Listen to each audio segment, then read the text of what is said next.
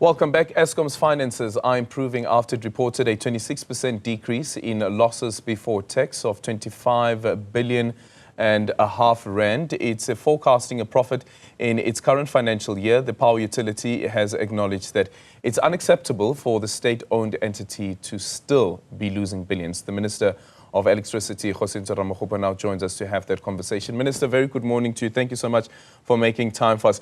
Last year, round about this time, some people would have said there's no possibility at all for Eskom to make a profit, let alone even deal with the aspect of load shedding. How did we arrive to where we're currently at? Oh, good morning, Aldrin, and good morning to the viewers back at home. Well, I guess a number of interventions. Of course, I mean, if you look at the year under review, in terms of the financial results, remember that they straddle between April of 2023 to March of 2024. And that's the period where we have the highest intensity of load shedding in the recorded history of Eskom. And the highest intensity, I mean, two dimensions. First, we had the most number of hours in a day where we had load shedding, and also the most number of days where you had load shedding. So if you are not generating electricity, there is nothing to sell. Eskom is in the business of selling electricity. That's how it generates its revenues. And therefore, the numbers looks the way you have reported them. And of course, we needed to provide a comprehensive response to the challenge that was facing the country. And the president introduced the Energy Action Plan that had 5 outcomes. And outcome number 1 was specifically about fixing Eskom, and the work that Dr. Mtato and his esteemed board and the management of Eskom is commendable. First was to seek fiscal support from National Treasury, about 252 billion rands over a period of 3 years. Of course, it comes with conditions that needs to be met by Eskom. So the first tranche, about 78 billion, gets to be invested. When Eskom meets those conditions, then that loan gets to be converted into equity. And as you reduce, if you like, your debt book, so your obligation in servicing that the debt and the interest come down, and you can redeploy this additional cash into ensuring that you are able to maintain the fleet. And we identified 6 power stations that they were responsible for about 70% of the losses. And we brought all of our best engineers to focus on those power stations, specific failures at those power stations. As I speak to you now, some of those power stations are some of the best performing in the fleet. And of course, you needed to invest in the morale over a period of time. I think the morale of employees had come down. Employees were dejected. There was no clarity about the future of Eskom. The leadership that was there before was not providing the necessary direction, did not affirm them as people who are competent enough to help us to come out of a very difficult situation. Came in there, affirmed them, because we knew that we had the skills in Eskom. In 2001, Eskom was voted the best electricity company in the whole world. I mean, beating some of the most renowned SOEs in the most developed countries, advanced economies. So there's no way that over a period of 20 years, you could have lost those skills. So it is the same people that were able to bring us to where we are. Provided a set of incentives that are performance related, and of course dealt with the leakage. I mean, you can imagine when you have 42,000 strong workforce, there will be those elements who seek to undermine the performance through malfeasance and leakage. And of course, we confront those problems. And it is the totality of those efforts that got us to where we are now. So, Minister, what would you then say, what are the lessons that have been learned? And speaking about this also from a political level, because The current executives of Eskom, as well as the board, they were appointed while the ANC was still the outright majority governing party of the country. Even the previous people that were appointed during the leadership of the ANC and the ANC ministers, as well as the deployment committee of the ANC. What would you say, in hindsight, the lesson is that has been learned, and what should happen going forward so that we don't find ourselves in a similar situation? Well, also, I thought you'll complete it and make the point that also the recovery of the situation is under the leadership of the ANC. I think it's no, I actually started with that. That the current people were appointed by the current ANC government. Yeah, it's a material point. Yeah. So the first one is I think it's important that there must be alignment of skills and responsibilities. So it's important that whenever you identify an individual to lead an institution, the person must possess the right skills to lead that institution. And I really don't want to hop on to the past, but you know that there were people who were appointed at the management level who do not have the most basic comprehension of what it takes to run an institution, first of this magnitude and also of this complexity. So that's the first part. And then the second one is that there has to be a political and management alignment in relation to what the expectations are. So there was a misalignment. So on the one part, the executive was articulating a path that suggested that you are going to abandon your natural endowment, the exploitation of coal as a base load to generate electricity to help to power the country. Was going to be abandoned. When we came in, there was a plan that said the power stations needed to be closed, I think about 5 of them, by 2025, next year. So if you follow that path, we're going to take out about 3,000 megawatts next year. 2027, we're going to take out about 9,000 megawatts. 2030, I think that number will go to 12,000 megawatts. Whilst you say that, you don't explain how you're going to substitute, replace that. And the only explanation you say is that solar and wind is going to help to resolve that. So that talks to a misunderstanding of the technology sources that are meant to support the electricity generation in the country, because that's not like for like. So if you understand the nature of performance of solar and wind, is that they are intermittent, so they are available only when the resource is available. But you need electricity when you need it. Industry must run 24/7, 365 days. So it's important that you take a holistic view and you articulate, if you like, an aggregate mix. So we're talking about the mix. There's a role for coal, there's a role for nuclear, hydro, and now we're going to gas to power. And then there's also a place for wind and solar. And in fact, you can see that going forward, wind and solar as a share of the mix is going to increase exponentially, because we do understand our obligation first to the people of South Africa, but also to the globe, stemming the issues of climate change and also ensuring that there's very little contamination to the air quality and therefore the health of the people within the immediate vicinity of those power stations. So previous management was articulating a different path. On the one side, the political leadership was saying we're looking to grow the economy. We want to get the investors back into the country. There is no country that grows with the lights off. So investors will look at the certainty of, amongst others, electricity and its reliability, in addition to the legal framework and the maturity of the financial sector, the availability of skills, the kind of incentives that we introduced as part of your package of industrial incentives. So if you don't have the lights are not on, there's no way that people will invest in the country. And now we have seen that there's that alignment. And then the third one, Aldrin, is amongst the many. And the last one I want to mention is that consequence management.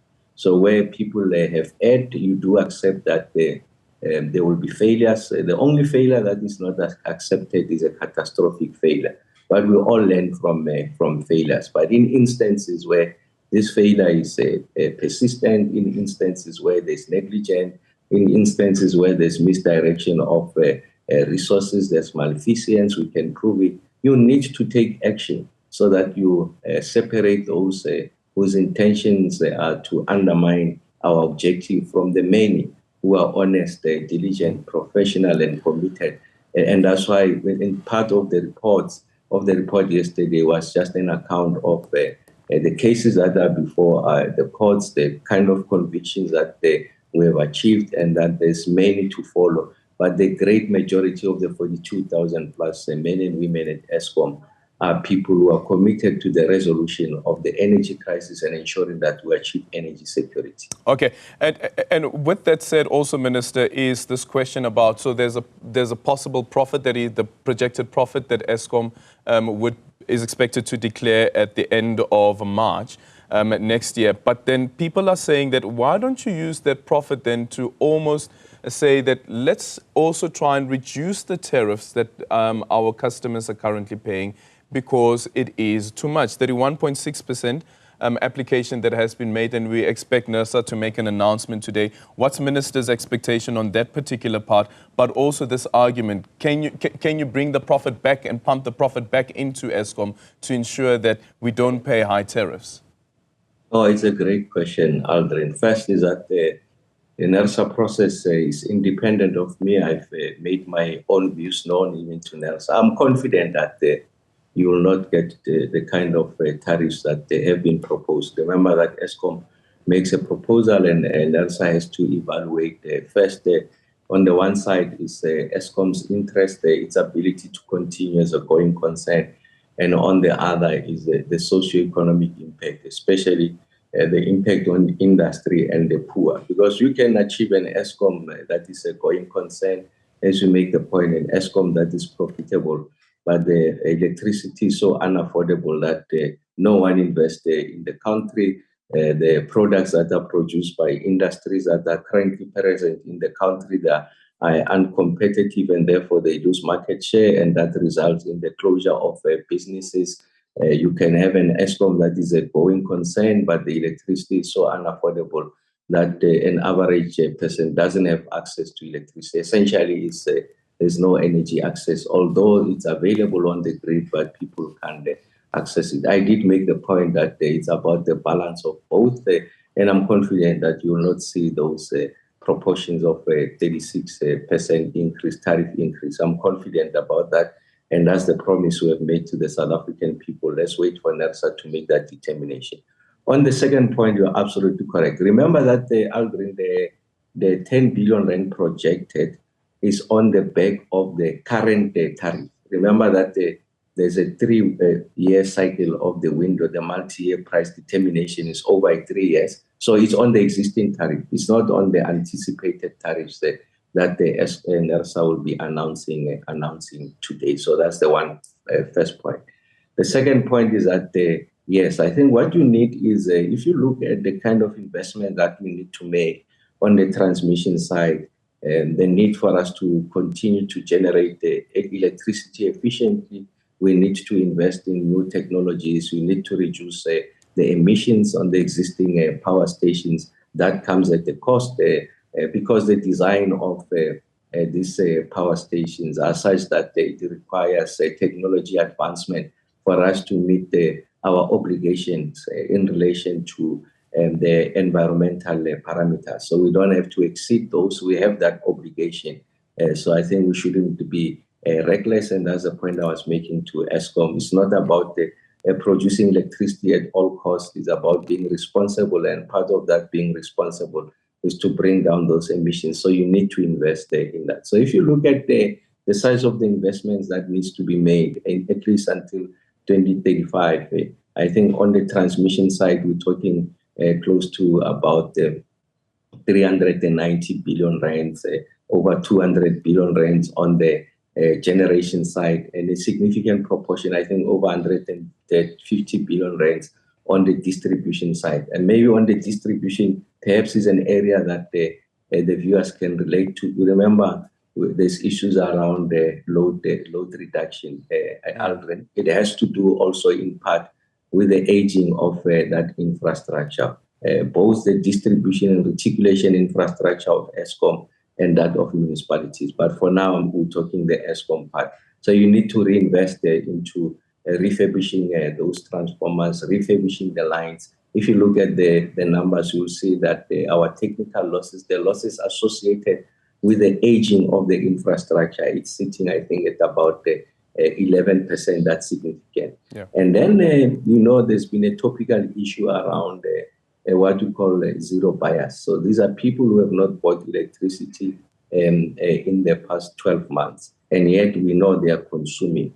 That number takes about 23 billion rand from the bottom line. So there are losses to amounting to 23 billion rand as a result of people who choose not to pay. And I'm not talking about the indigent, I'm talking about those who choose not to pay. So there has to be an investment into a technology platform, rolling out the infrastructure such as smart meters so that we are able to detect those who are bypassing. And secondly, we are able to provide for those poor households that are deserving of free basic electricity instead of giving that money to the municipality and that it doesn't reach them.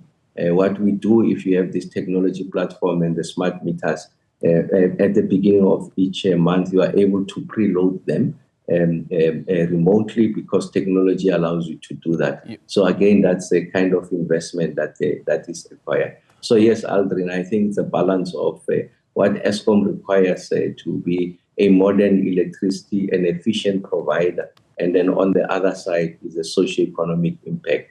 I'm of the opinion that you can do both. So it's not one against the other. It's not a binary conversation. You can achieve both. I'm confident about what NERSA will announce, but also as it announces, I'm confident about the ability for Eskom to galvanize the necessary resources so that it can keep up with the pace of modernization and we're able to provide the efficient, it's an efficient provider and provide reliable electricity.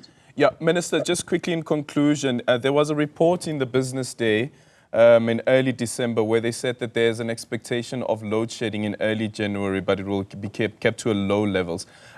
Is that what Minister knows as well, that we could experience load shedding again? No, I've been on this platform multiple times. I do get to share with the public. I did say, Eldrin, that they were transparent. I just don't know where that comes from. Let me just give you an indication of where we are. Our summer outlook suggests that if the total amount of losses, what in technical terms we refer to as unplanned capacity loss factor, is at 13,000 megawatts and below, we shouldn't have load shedding. As I speak to you, we've been averaging anything between, I think, 10,500 and 11,500. So almost 3,000, 2,500 better than where we said we will be, the optimistic case. And then we know that in January, we are going to receive an additional 980 megawatts from Kubek unit number 2. We have started firing it. The electrons will start flowing by beginning of January.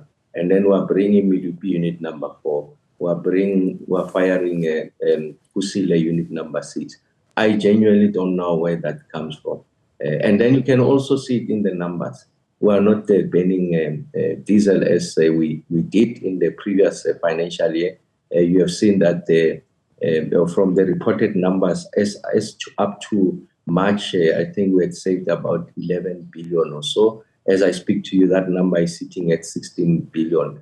So we've got the spare capacity. I just don't know. Of course, people can come to your show and substantiate, but from an authoritative point of view, no, we're looking good. And I'll be the first one to say to you that, look, there are challenges. Challenges continues to be there, but I give you the assurance that we don't anticipate that. So we share these things with you openly, publicly. There's nothing there to hide. And it's also important, I mean, I'm not sure if we're referring to the same article. It's people who are advocating for particular technologies. Remember that not everyone is happy with the demise of load shedding or the sustained period of no load shedding, because it undermines their business interests, because it's anchored on an unreliable electricity supply. There are people who are advocating for one technology over the other, and I think that's the sad situation. But from where I'm seated, we are confident about the future, and that's why even an economy that is going to grow at 2 percentage points, we are confident that we'll be able to support that level of growth. Okay.